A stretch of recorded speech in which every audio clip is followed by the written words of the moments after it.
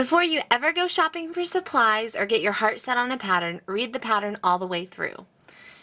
You can pretty much skim over the actual direction area, but go ahead and look at it to see if you can actually understand it. Some pattern designers, especially online designers, don't write patterns the standard way. And if you can't understand what they're trying to tell you to do, you shouldn't waste time preparing for a pattern that will just frustrate you in the end. Always check to see if the pattern is written in US or UK terms. And I find that most UK patterns will say they are UK patterns, while US patterns do not, but that's not always the case. So just always try to double check. Ravelry is a good place for that information, because even if the pattern doesn't say, Ravelry will usually tell you that information. Now let's take a look at our pattern and dissect it much like we did our hook and our yarn at the beginning of school.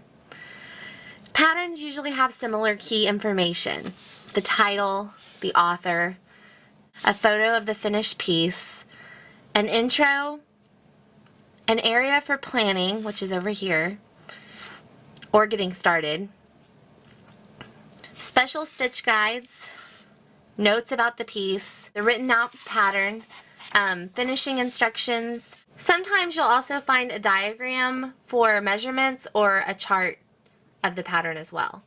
We'll talk about actually reading the patterns and charts in the next two lessons, but what I really want to focus on today is the information before the directions of the pattern. This planning area or getting started area over here. This information varies from pattern to pattern, but it's usually separated from the directions and is often highlighted in a little box off to the side like I did mine. In online patterns, a lot of times it'll be the first information on the page. So we're going to zoom into this area here. First, you'll find information about the finished size, what the measurement should be after you finish the piece. We're going to ignore this part right here. It won't be in your pattern. So mine says the finished size should be 7.5 inches in length and 3.5 inches in width, with the piece seamed and unstretched. So if we zoom out here, it's this piece. This is 7.5 inches and this is 3.5 inches wide. My pattern just has one size, but if we're looking at a clothing piece or a hat with multiple sizes or something like that,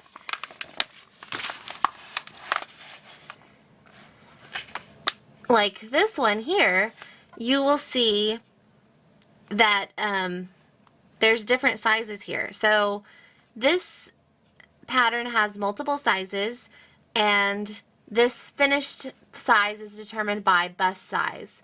So these measurements right here are bust measurements. And see how they're separated with the parentheses and commas? That is how the pattern will be written in the directions. So let's say we're making the pattern for a 42-inch bust. That's the third number in the parentheses. So when we get down into the pattern, like here, you can see that the third number in parentheses in this one, it says change to the larger hook, chain 1, 2 single crochets in first single crochet, and single crochet in the next. You'd go to the third in the parentheses, 11 single crochets. So that's how, whenever you're looking at sizes, that's how you read the pattern to determine the size. So you always just look at where the size is that you want to, make, and then always look for that spot in the parentheses whenever you get into the pattern. And this is pretty standardized across the board. We'll talk more about this in the next class when we're actually reading patterns, but I wanted you to see that this is how you see that information in this getting started area. Next, we have yarn information. This is the yarn that the designer used, or in my case, I used for this project. Do you have to use this yarn? Absolutely not, but you will need to do some figuring to see if your planned yarn substitution will work. The easiest way to substitute yarn is to look at this symbol here. This is the yarn weight symbol that we talked about in the yarn lesson. This says that the designer used a size 4 yarn. So if you find another size 4 yarn, that should be an okay substitution. But be aware that not all size 4s are equal. There are some on the thicker end of things and some on the thinner. This size 4 for this bamboo U yarn is on the thinner side, and we'll get more into finding a substitution when we talk about gauge. The thickness of yarn is also important, but it's not all you need to be aware of. You also need to be aware of how many balls of yarn the pattern calls for. In the case of this class pattern, any substitution should be fine because we're not going to use that much yarn. In the case of this class pattern, any substitution will work because we're not using that much yarn. One ball of any size 4 yarn should work because we're not even using a full ball of yarn in this pattern. But what if you're looking at a big project?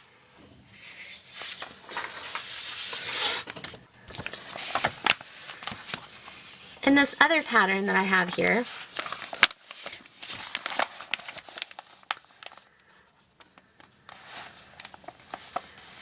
it calls for Lion Brand LB Collection Superwash Merino, which is a size 3 yarn. Now, it says that you could need anywhere from 6 to 8 balls of yarn depending on the size. Remember, we would look here, so if we're doing a 42-inch bust, we would need 8 balls of yarn. So, if you wanted to substitute another yarn because you're allergic to wool or you can't afford the yarn, or in my case, like I can't even find this yarn at any of the stores near my house, how many balls of yarn would you need if you were going to change to a different amount? So let's say you find another size 3 yarn that has 220 yards per ball. How many balls of this substitution yarn would you need? First, you want to multiply the amount of balls called for by the yards of the suggested yarn. So we would need 8 balls times 306 yards, which would be 2,448 yards of yarn. That's how many yards we would need for this project altogether. So now we need to see how many balls of yarn we would need if we use the substituted yarn, which has 220 yards per ball. So if you divide 2,448 by 220 yards, you'll have roughly 11.12727 and so on.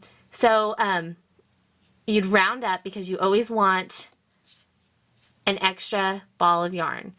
So I would buy at least 12 balls of yarn, if not 13 balls of the 220 yards per ball yarn in the same dye lot. Make sure it's all in the same dye lot.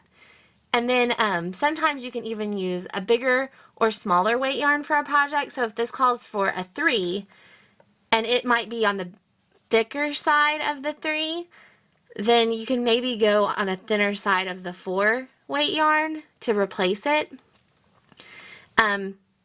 If it's not much bigger or smaller, you can probably get by with this as long as you have the right gauge, which we'll talk about more in a minute. But if you can't get the right gauge, you have to do even more math and sometimes even change the pattern, which I'm not going to go into because it's really kind of advanced stuff. You have to completely change the pattern if you want to use a much bigger size yarn or a bigger size hook.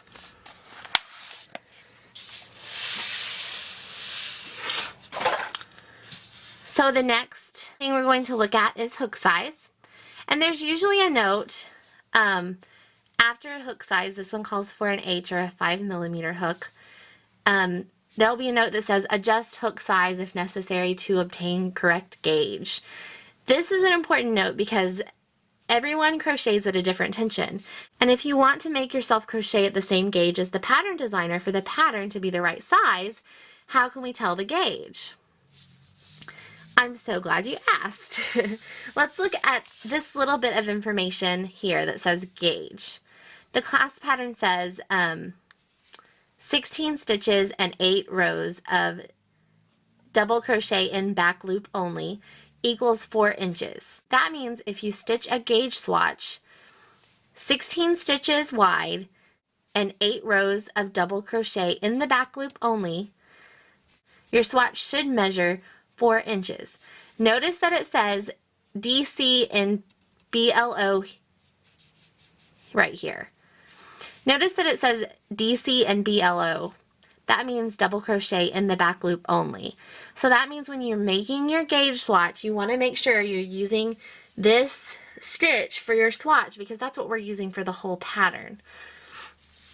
And you can also find that information under stitch guide. That means that this stitch is going to be used a lot in the pattern. So some swatches will be in the stitch pattern for a piece, which this one is, while others will just say so many single crochets and rows equals 4 inches. It really varies by the designer, but the more information a pattern designer can give you about the swatch, the better, especially for a garment. Some patterns might not even have the gauge and say that gauge isn't important. Now I just call this lazy, but I have seen it, and while the gauge might not be important for the designer because they know their own tension and gauge, it's very important for someone who doesn't know if that designer crochets tight or loose. So what if you stitch up the sample swatch and your swatch isn't 4 inches? Because here it says adjust hook size if necessary to obtain correct gauge.